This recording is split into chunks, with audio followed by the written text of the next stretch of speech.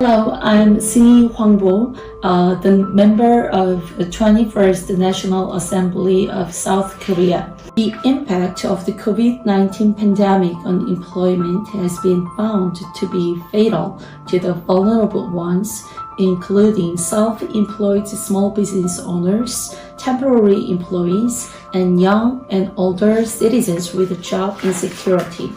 It is true that the employment crisis is even more serious for women because they are known to be the most vulnerable group in the labor market of South Korea.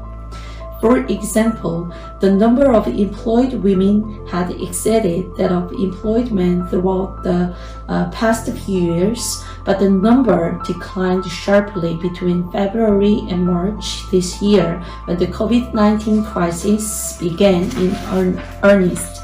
In February, the number of employed women increased by 330,000 as compared to the same period a year ago, but it decreased by 115,000 in March.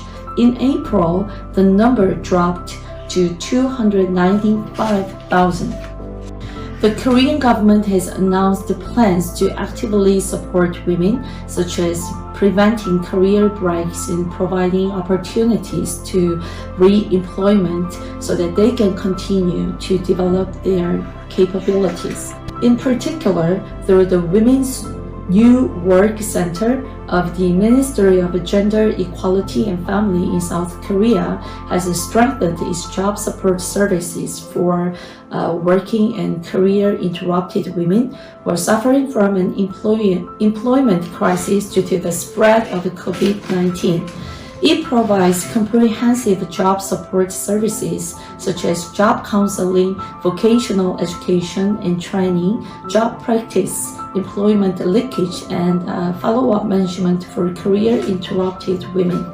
There are many centers operated by local governments in South Korea to offer convenience to foreign residents.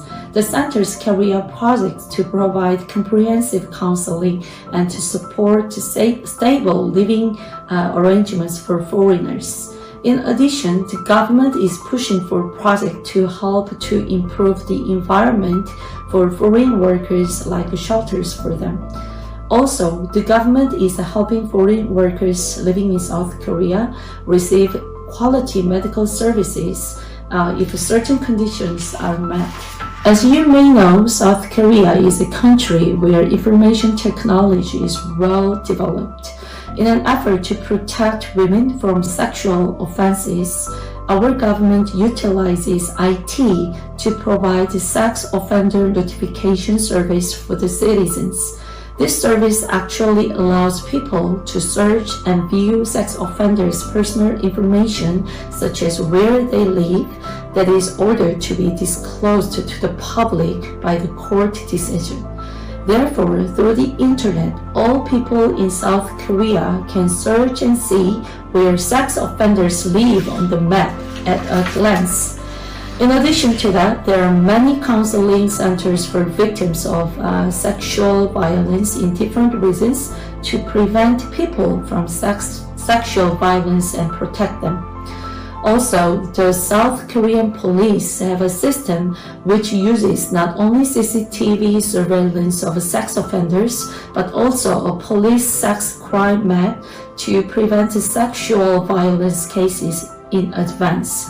Also, if incidents happen, our police forces are always ready to be dispatched immediately and can arrive quickly on the scene. Meanwhile, South Korea recently has enacted the Digital Sexual Crimes Prevention Act to strengthen the punishment for digital sex crimes and try to make various policy efforts to prevent them. We must think outside of the box. I know that people typically think of caregivers as women, but it is not true. Women should not be the main caregiver at home. We all now know that family work is not just for women's work anymore. Socially, we need to start the movement to make people think that women and men equally provide care for family members. As I mentioned earlier, women and men should do unpaid work equally at home. In terms of policy, it should make fathers take paternal leave freely.